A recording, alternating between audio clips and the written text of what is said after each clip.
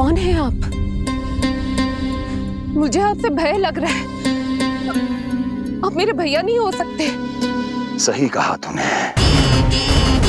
जो मेरे विनाश को जन्म दे, उस कुल घातिनी से मेरा कोई संबंध नहीं। महाराज, रक्त के संबंध क्रोध की अग्नि में मत झुलसाइए। जिस बहन को आपने बचपन से आज तक इतना प्रेम दिया, क्या वो आपके विरुद्ध किसी षड्यंत्र में सहायक हो सकती है? भला हमारी संतान आपका विनाश क्यों करेगी? अपनी नवविवाहित बहन पर कृपा कीजिए महाराज। अपने पुरुषार्थ से आपने कितने असुरों को युद्ध में पराजित किया है। आज वो सब दरबारी बनकर आपकी सेवा करते हैं। ये महापराक्रमी कंस, यदि वो मायावी असुर आपको हानि नहीं पहुंचा पाए, तो ये आपकी बहन आपका क्या बिगाड़ सकती है? दया कीजिए महाराज, दया कीजिए। आप बीच में मत पड़िए कुंवर जी। सुना नहीं क्या? इसकी 8वीं संतान मेरा वध करेगी। जब मां ही नहीं बचेगी, तो 8वीं संतान के जन्म का तो प्रश्न ही नहीं उठता। यदि ऐसा है तो आप मुझे मार दीजिए। जब मैं ही जीवित नहीं रहूंगा, तो देवकी की संतान होने की संभावना ही समाप्त हो जाएगी। अपने बहनोई की हत्या का पाप मैं नहीं कर सकता। और बहन की हत्या का पाप कर सकते हैं? जिसे जीवन भर प्रेम दिया है, उसके प्राण लेने का अधिकार है मुझे। प्रिय भैया, यदि आपको इस विषय में इतना संदेह है, तो आप हमारी 8वीं संतान के प्राण ले लीजिएगा। बल्कि 8वीं संतान ही नहीं, उसका जन्म होने तक हमारी सभी संतानों का वध आप स्वयं अपने हाथों से कर लीजिए। स्वामी! हे मथुराधिपति, मेरी पत्नी को प्राण दान दे दीजिए। मैं महाराज शूरसेन का पुत्र वसुदेव आपको वचन देता हूं, अपनी 8 संतानों को जन्म लेते ही स्वयं आपके सामने प्रस्तुत करूंगा। अपनी 8 संतानों को जन्म लेते ही स्वयं आपके सामने प्रस्तुत करूंगा।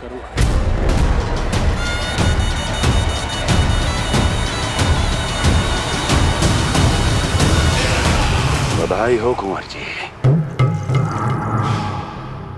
अपनी पत्नी के प्राण बचाने में आप सफल हुए, किंतु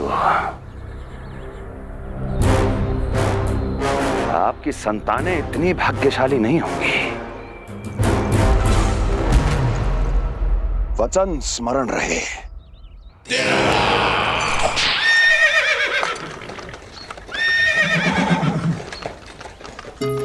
इस तरह रक्त की प्यासी कंस की तलवार की छाया में देवकी और वसुदेव का वैवाहिक जीवन प्रारंभ हुआ।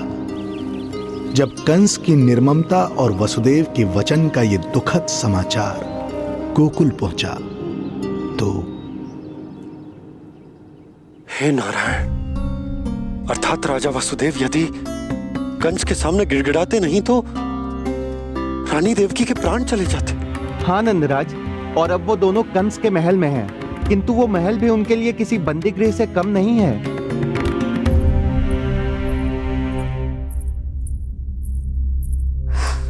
एक भाई अपनी बहन के साथ ऐसा करने की सोच भी कैसे सकता है? मेरा बस चले तो उस दुष्ट कंस को मटके में डाल के इसे घोट के रख दूं, जैसे मलाई घोट के माखन निकाला जाता है।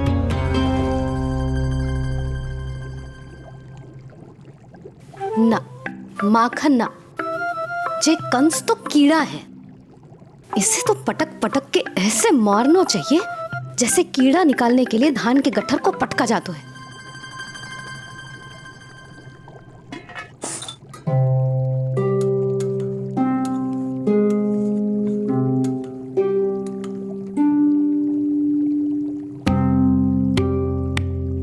किंतु जब रोहिणी जिज्जी को पता चलेगा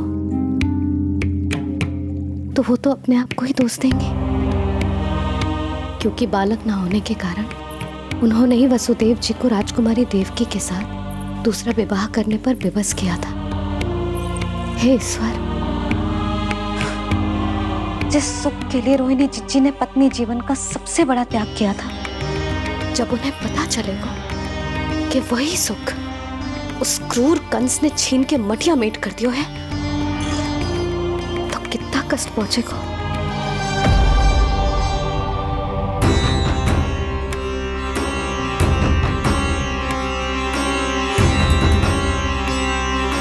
रोहिणी जीजी,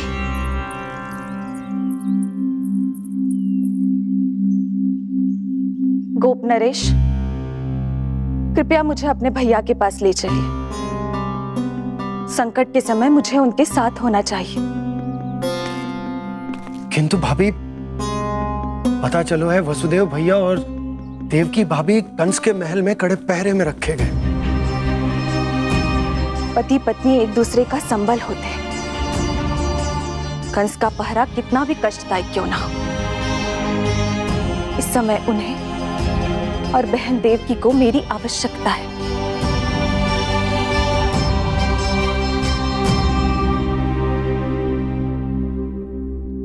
ये मेरी विवशता है। ये यादव कुलदीपक होकर भी आपको इस महल में बंदियों की तरह रहना पड़ रहा है, और मैं कुछ कर भी नहीं पा रही। काश आपने मुझसे विवाह ही ना किया होता। तो क्या मैं अपने भाग्य से भाग पाता देवकी? पूर्व जन्म के कर्मों के फलस्वरूप जो हमारी नियति में लिखा है वो तो हमें भोगना ही है। श्री हरि क्या करते हैं, कब और क्यों करते हैं, ये दुख हमारे जीवन में किस उद्देश्य से आए हैं, इन रहस्यों का पता लगा पाना हम मानवों के लिए संभव नहीं है देवकी।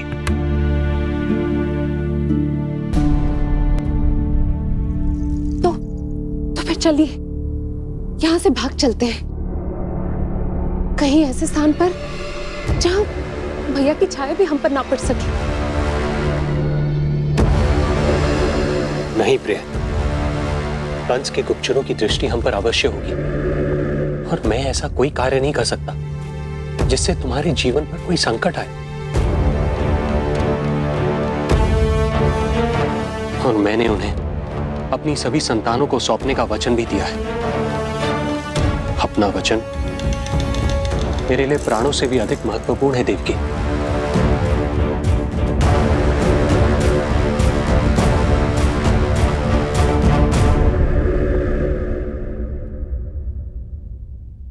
राजन, राजकुमारी, गोकुल से रानी रोहिणी और गोपराज नंद पधारे हैं।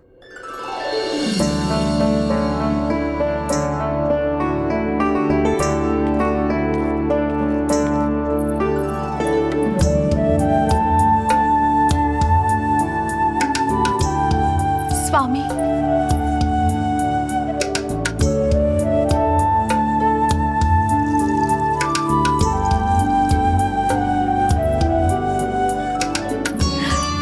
बहन, दीदी,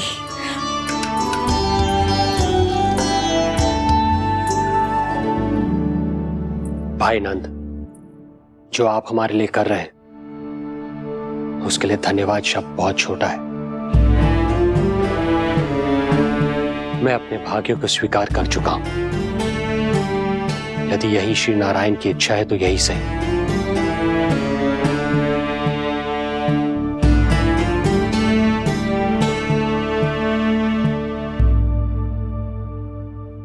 भाई नंद, इस समय मथुरा का वातावरण अनुकूल नहीं है, आपको जाना चाहिए। यशोदा भाभी भी चिंतित हो रही होंगी, उनसे कहिएगा हम यहां सुरक्षित हैं अभी तक।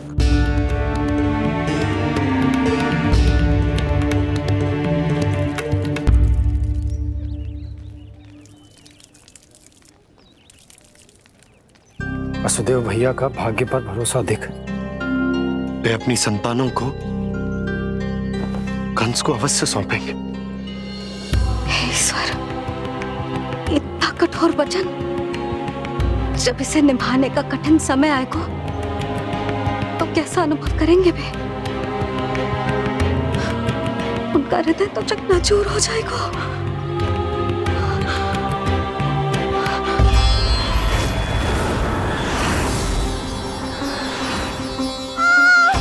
सब्र से सब ठीक हो जाएगा।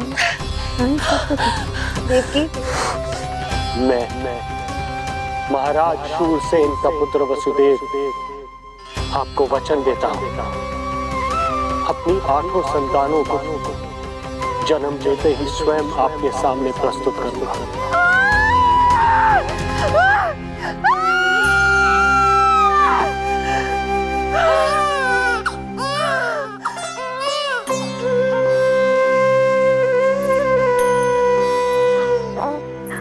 बधाई हो स्वामी, आपको पुत्र रत्न प्राप्त हुआ है।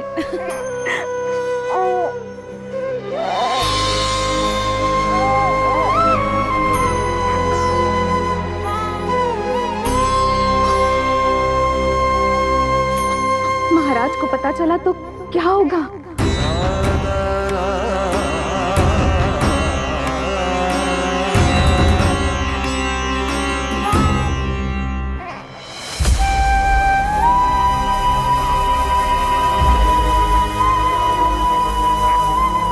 अपने पुत्र को इन हाथों में थामना।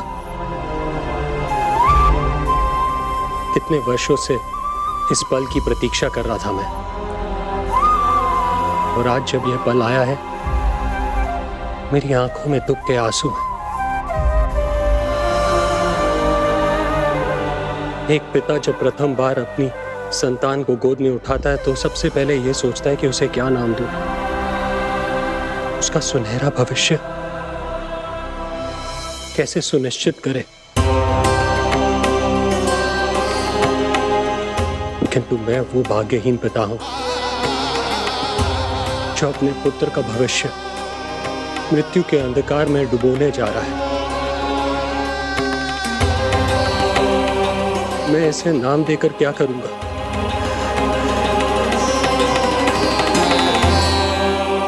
क्या आपके वचन का महत्व आपके पुत्र के प्राणों से अधिक है स्वामी?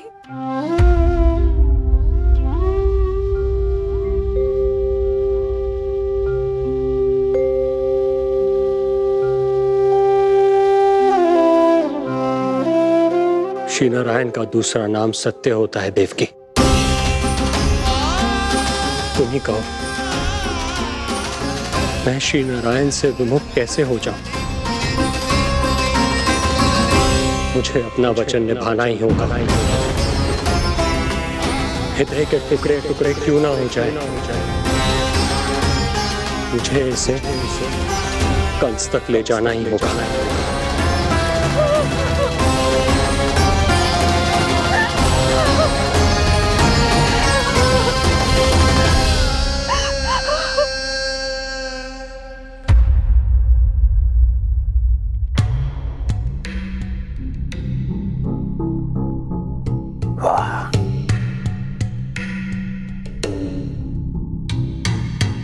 इतना स्वादिष्ट भोजन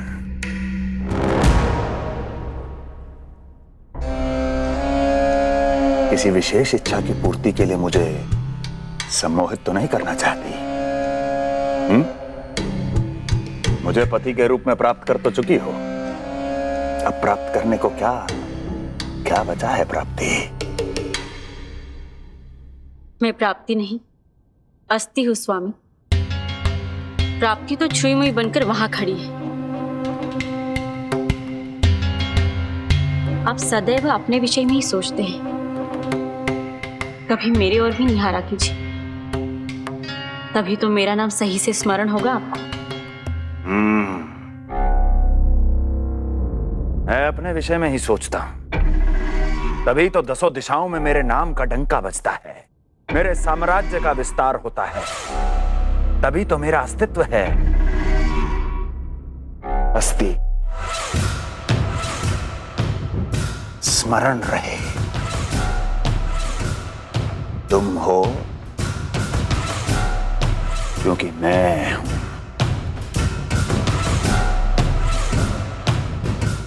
वन में यदि सिंह न हो तो उसके आश्रिति पर गीदड़ भी आक्रमण कर देते हैं। सिंह कभी अपने शत्रु को एक क्षण भी जीवित नहीं छोड़ता महाराज। आपने तो छोड़ दिया देवकी को। सिंह नहीं, आप वो गाय हैं जो अपनी कसाई से अथाह प्रेम करती है।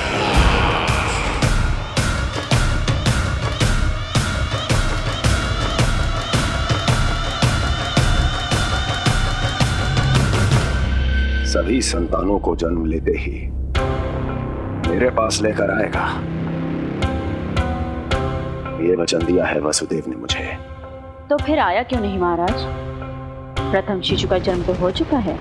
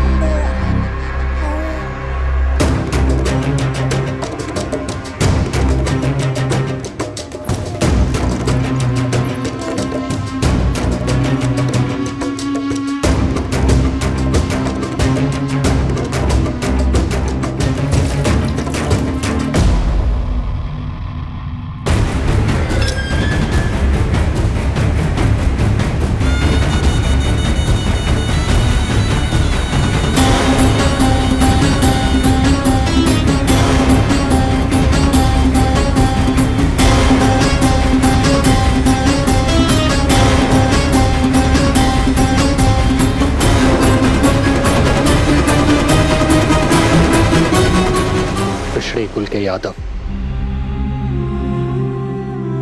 अपना वचन मिथ्या नहीं होने देते महाराज।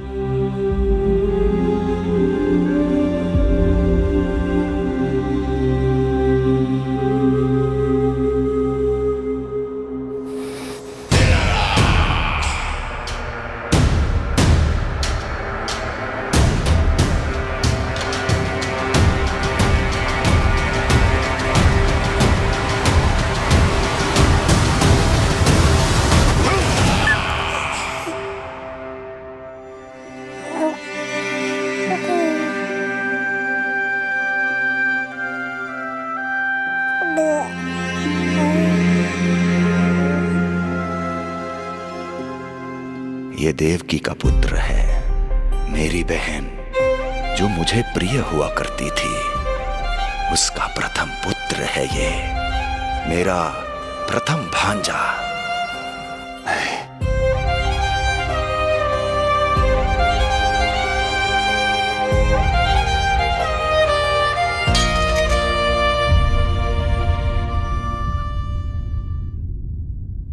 इसे वापस ले जाइए कुंवर जी।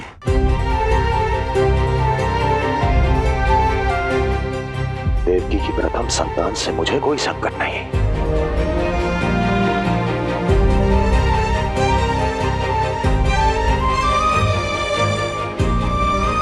और आपको क्या लगता है कुंवर जी कि मैं कोई राक्षस हूं क्या?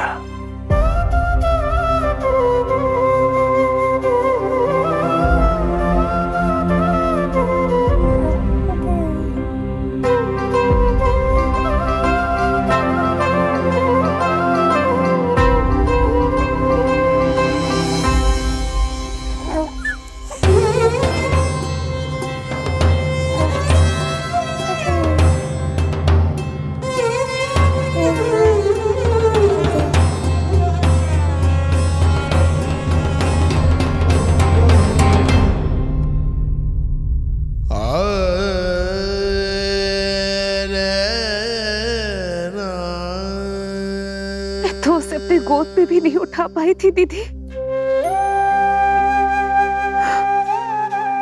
उसका वो सुकुमार मुख मेरी स्मृति से जा ही नहीं रहा। वो मधुर रुदन अभी तक मेरे कानों में गूंज रहा है। मैं तुम्हारी पीड़ा का अनुमान लगा सकती हूँ देवकी। मैंने उसे जन्म नहीं दिया था, फिर भी मेरे कान अभी तक उसके रुदन की ध्वनि सुन रहे हैं। क्योंकि ये अपनी माओ को पुकार रहा है। तुम्हारे भैया ने हमारे पुत्र को प्राणदान दे दिया है देवकी।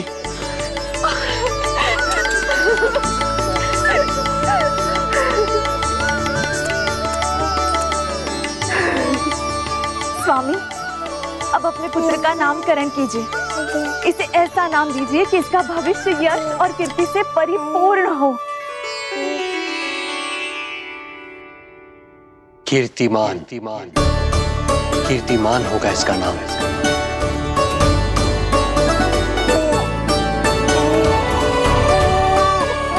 कीर्तिमान।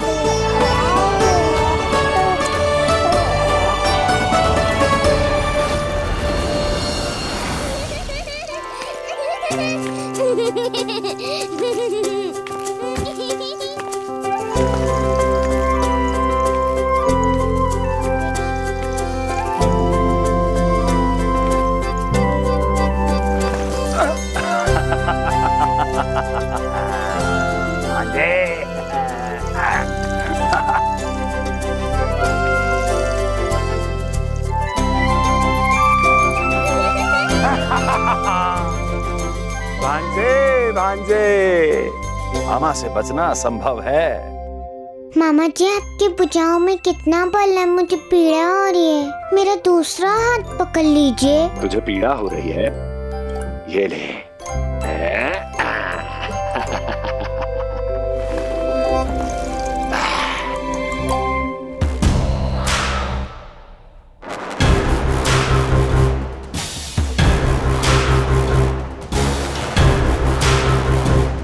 नारायण नारायण।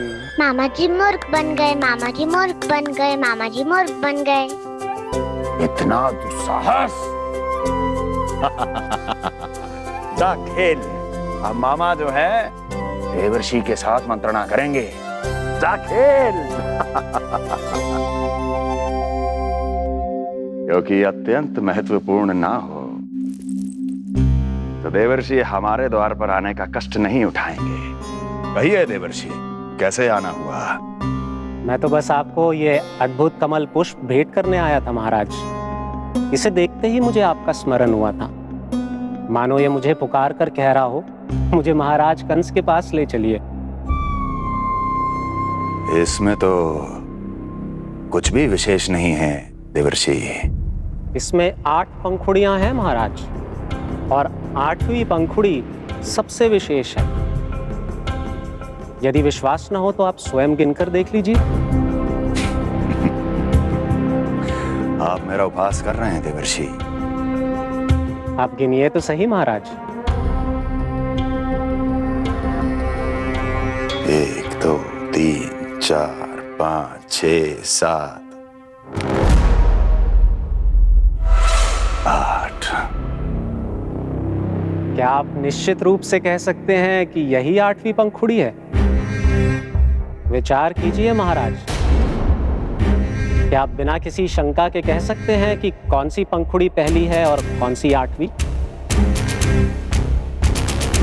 क्या आप पूर्ण विश्वास के साथ कह सकते हैं कि कौन प्रथम है और कौन अंतिम? फिर चाहे वो पंखुड़ी हो या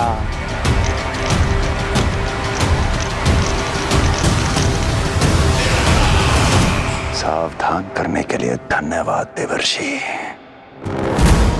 कंस के साथ धोखा करने वाले को अति भीषण दंड मिलेगा। भविष्य में ऐसी कल्पना मात्र से ही मेरे शत्रु भय से कांप उठेंगे। मथुरा नरेश, मैं तो मात्र पंखुड़ियों की बात कर रहा था। यदि आपने कुछ और समझ लिया है तो उसका उत्तरदायित्व मेरा नहीं है। नारायण नारायण।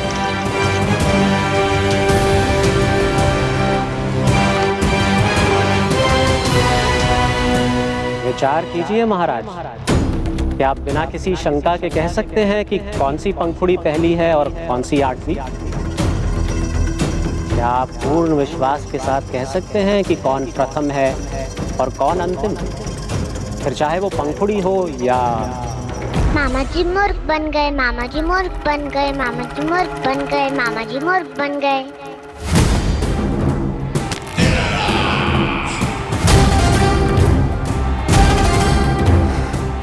कंस को कोई मूर्ख नहीं बना सकता। कीर्तिमान। जी मामा जी। क्रोध काम लोभ मद मोह मत्सर, क्रोध काम लोभ मद मोह मत्सर, क्रोध काम लोभ। मामा जी मुझे दर्द हो रहा है। काम लोभ मद मोह मत्सर, क्रोध काम लोभ मद मोह मत्सर। स्वामी, ये कीर्तिमान के लिए कैसा लग रहा है? ये लीजिए स्वामी।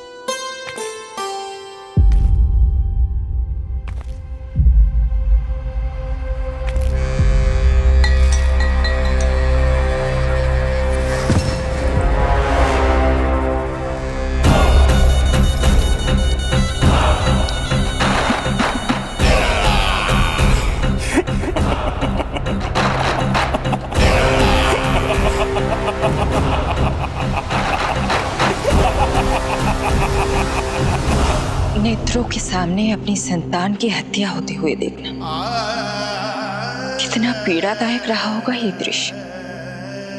किंतु प्रभु, यदि देवर्षि नारद कंस के हृदय में संदेह का बीज न बोते तो कंस ऐसा कभी नहीं करता। तो फिर उसे उकसाए ही क्यों देवर्षि ने? आप भूल गए देवराज, समस्त संसार में जो भी होता है मेरी इच्छा अनुसार ही होता है।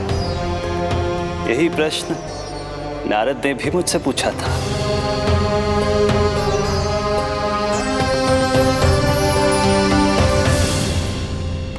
नारायण नारायण।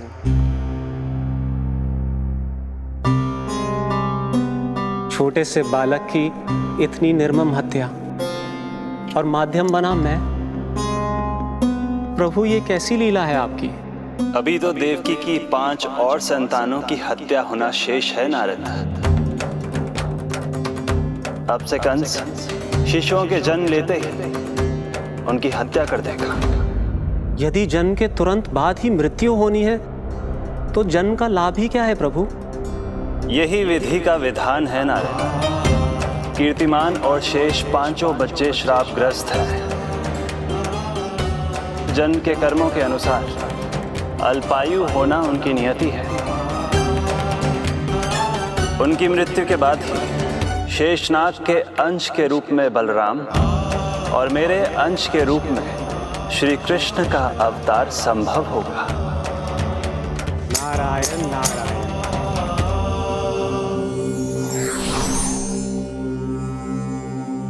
देवकी के पुत्र एक के बाद एक जन्म लेते रहे और उनकी हत्या कर कंस अपने पापों की संख्या में वृद्धि करता रहा। नहीं! मत मारो! मेरा पुत्र! मेरा पुत्र!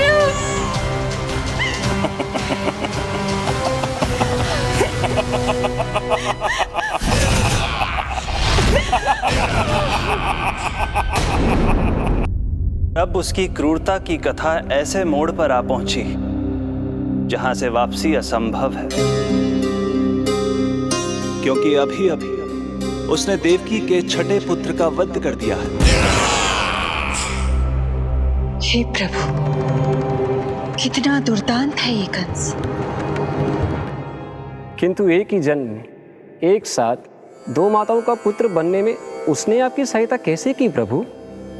उसके भय ने उससे ये कार्य सहज ही करवा दिया देवराज। जन्म लेते ही माता देवकी के सभी पुत्रों की हत्या कर उसने मुझे विवश कर दिया है। अब जीवित रहने के लिए मेरे अवतार को माता देवकी की कोख से जन्म लेने के तुरंत बाद मैया यशोदा के पास गोकुल जाना ही होगा। और इस प्रकार कंस के कारण एक ही जन्म में दो माताओं का पुत्र बनने का आपका वचन सत्य सिद्ध होगा। आपकी लीला अपरंपार है प्रभु। आप सब अब निश्चिंत होकर जाइए। मेरे अवतार के जन्म होने की घड़ी अब निकट ही है। हम धन्य हुए प्रभु। हम धन्य हुए प्रभु।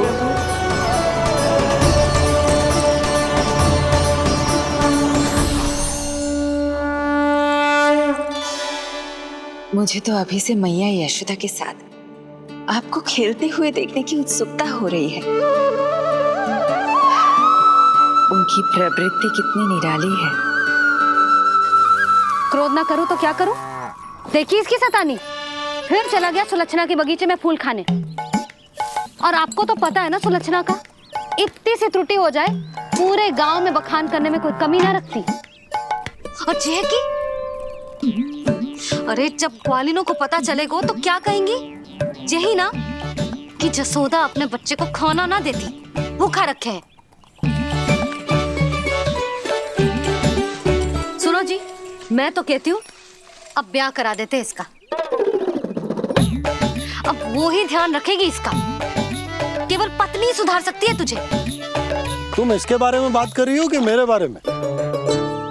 नहीं, वैसे सारे गोकुल वाले यही कहते हैं कि हमारे घर पर तुम्हारा ही राज चलता है। हे नारायण, ये परिहास की बात है क्या? मैं इतना दबा के रखती हूँ क्या आपको? यशोदा, हास की बात थी। रामू के कारण मुंह से निकल गई।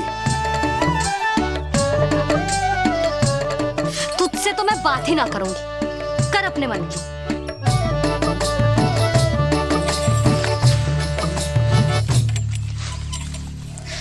पता है तुझे कितना क्रोध आता है जब तू ऐसे बिना बताए घर से चला जाता है।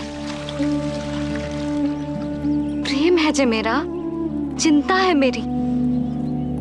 तुझे कुछ हो जाए तो अपना लल्ला माना है तुझे।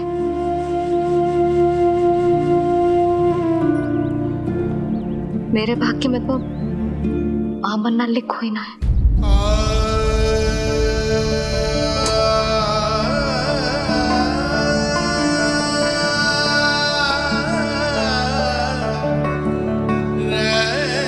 यशोदा,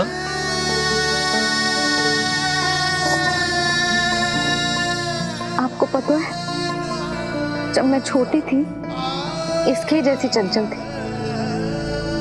गांव वाले कहते थे एक बार बड़ी हो जाएगी अपने आप ठहराव आ जाएगा। ना आयो। फिर बड़े बूढ़े कहने लगे चिंता की कछु बात ना है, एक बार शादी हो जाएगी सब ठीक हो जाएगा। ना हुआ। फिर सबन ने कही एक बार बालक हो जाने दो, गोद भर जाएगी अपने आप परिपक्व हो जाएगी। पर गोद तो भरी ना मेरी। बालक तो हुआ ही ना। उस पर जब जे भी भाग जाता है तो मुझे रह रह के यही स्मरण होता है कि कमी मुझ में ही है। मैं ही किसी बात का ध्यान न रख पाती। संभव है यही कारण से नारायण ने बालक ना दियो मुझे। यदि देते तो बहुत बुरी मैया बनती मैं। यशोदा, क्या होगा तुम्हें? कहाँ की बात कहाँ लेकर जा रही हो तुम?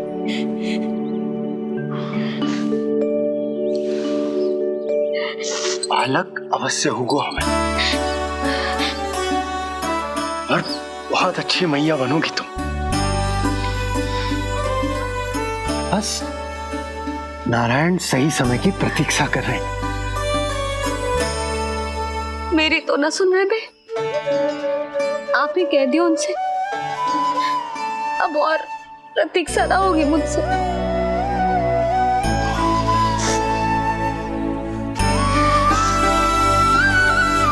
नहीं हो रही मैया।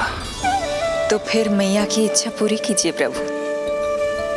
जिस क्षण की प्रतीक्षा मुझे इतने वर्षों से थी, बस अब वो निकट है।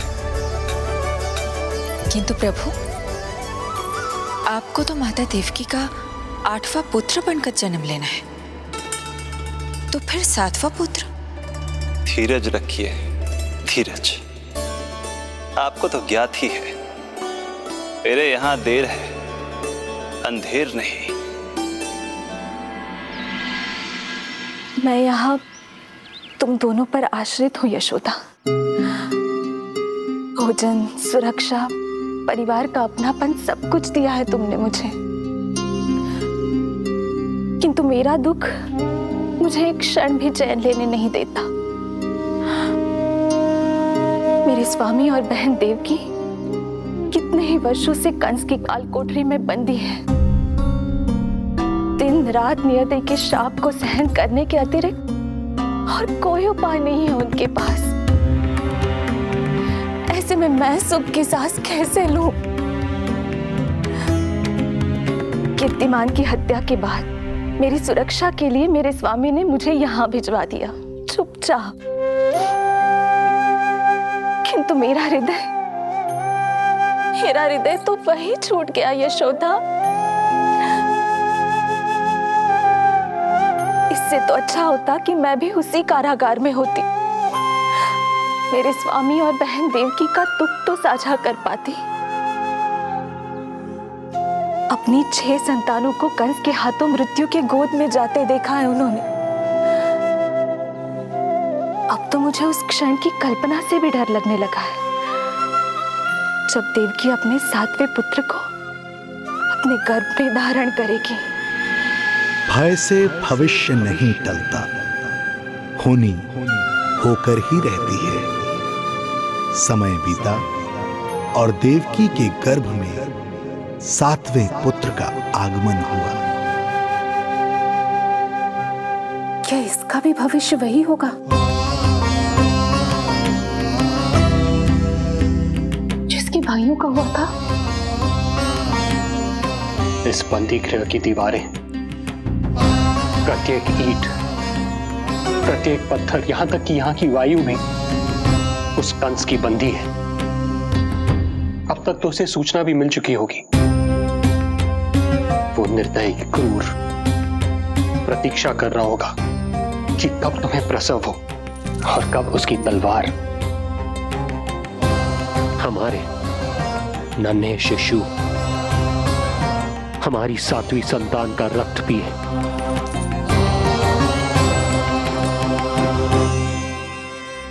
दुर्जन, तुम देवकी की काल कोठरी के बाहर स्वयं उपस्थित रहोगे, प्रत्येक पल 8वां प्रहर।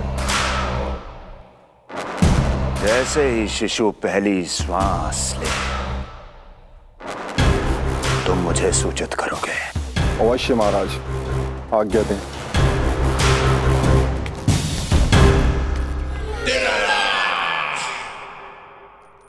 कुछ कीजिए स्वामी, कुछ कीजिए। मैं नहीं चाहती कि ये अपनी प्रथम श्वास इस बंदी गृह में ले। देवकी, विवशता से मेरा कलेजा भी फटा जा रहा है, किंतु इस काल कोठरी में बंद मैं कर ही क्या सकता हूं?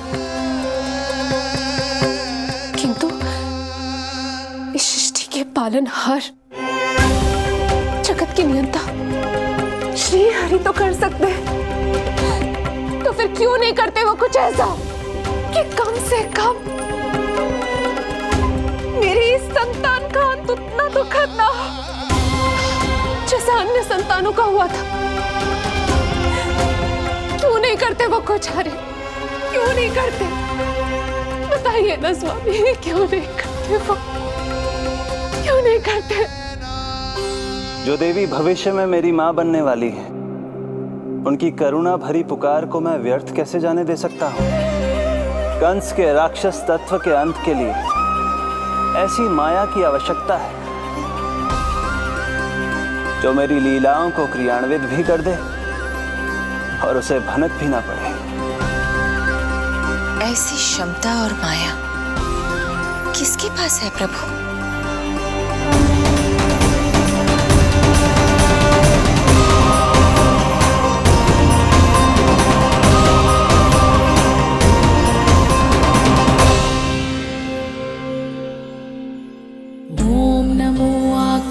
वर्षिणी ज्वालामालिनी ॐ नमो भगवती क्लेशनाशिनी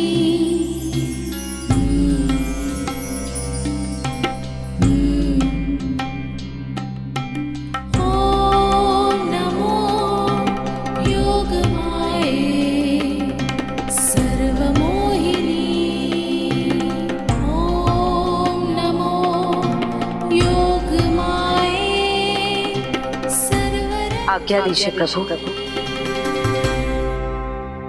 माता देवकी का गर्भपात करके उस संतान को रानी रोहिणी के गर्भ में स्थापित कीजिए देवी।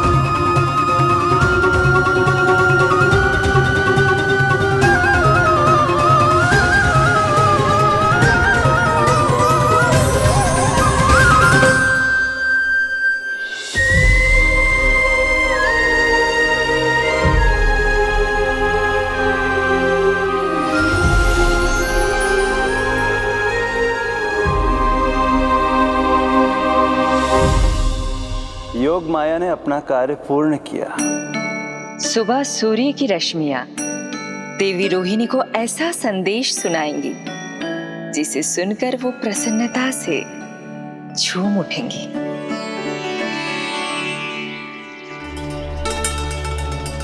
यादव कुल के नए राजकुमार के आगमन पर बहुत बहुत शुभकामनाएं रानी।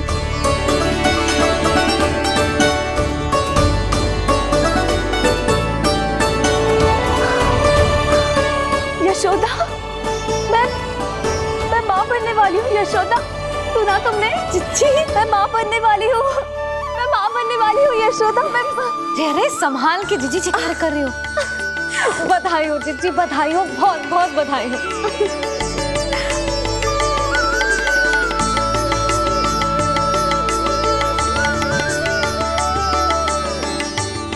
विधि का विधान भी विचित्र होता है।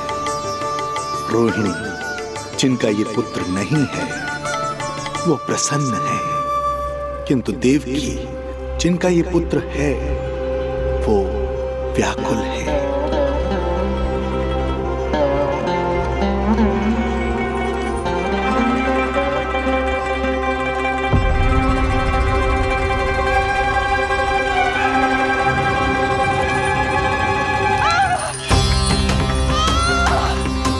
हुआ देवकी? तुम ठीक तो हो?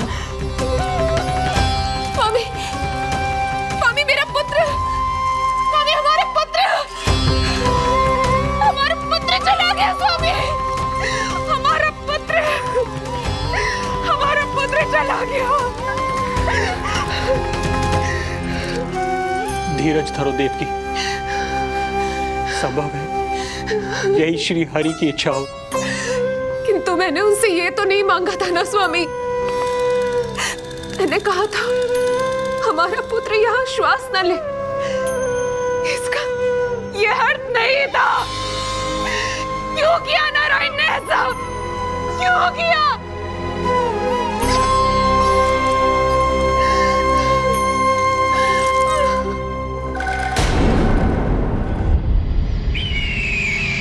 तो ये सत्य है महाराज, राजकुमारी देवकी का गर्भपात हो गया है। बच गया वो शिशु। किंतु यदि मेरे हाथों उसकी मृत्यु होती तो अधिक कष्ट होता उसे। सुख में समय पंख लगाकर उड़ता है। शीघ्र ही रोहिणी के प्रसव का दिन आ पहुंचा और उसने एक स्वस्थ और सुंदर बालक को जन्म दिया।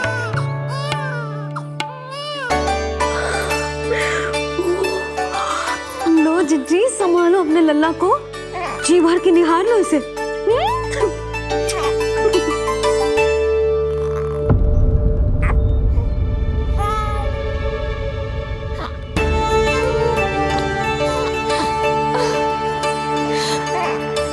मेरा पुत्र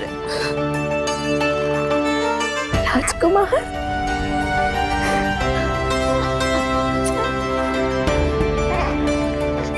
अच्छा जीजी, मैं तनिक इनको भी सूचना देकर आती हूँ। वसुदेव भैया तक भी तो जी शुभ समाचार पहुंचाना है। राजकुमार कौन है? हाँ, गोकुल का राजकुमार है। हाँ गोकुल का राजकुमार है मेरा बच्चा। बल तो इतना है कि पूछो ही मत आप। एक बार उंगली पकड़ लेना तो उसके बाद छुड़ाना अत्यंत कठिन हो जाता है। और दृष्टि ऐसी कि एक बार में मन मोह ले। भगवान श्री राम की भांति सबको प्रसन्न रखता है। बस तो फिर उसका नाम बल राम रखना। तो फिर उसका नाम बल राम रखना। देवकी, बधाई हो, तुम छोटी मां बन गई। भैया, आप दोनों कछु चिंता न करियो। बलराम का लालन पालन मेरा उत्तरदायित्व है। उसे कछु कमी ना होने दूंगा मैं।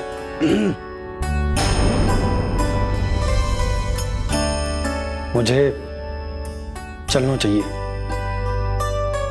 कितने वर्षों बाद तुम्हारे कारण शुभ समाचार मिला है हमें। श्री नारायण हमेशा तुम पर कृपा बनाए रखे।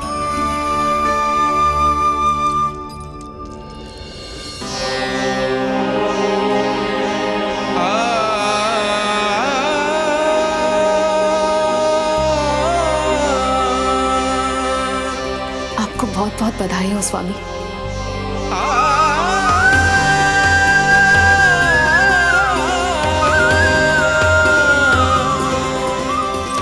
देवकी, क्या हुआ?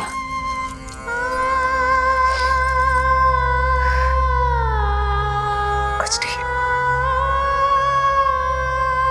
रोहिणी दीदी ने हमको वो सुख दे दिया जो मैं कभी ना दे सकी। उन्होंने आपको संतान दे दी, किंतु मैं देवकी,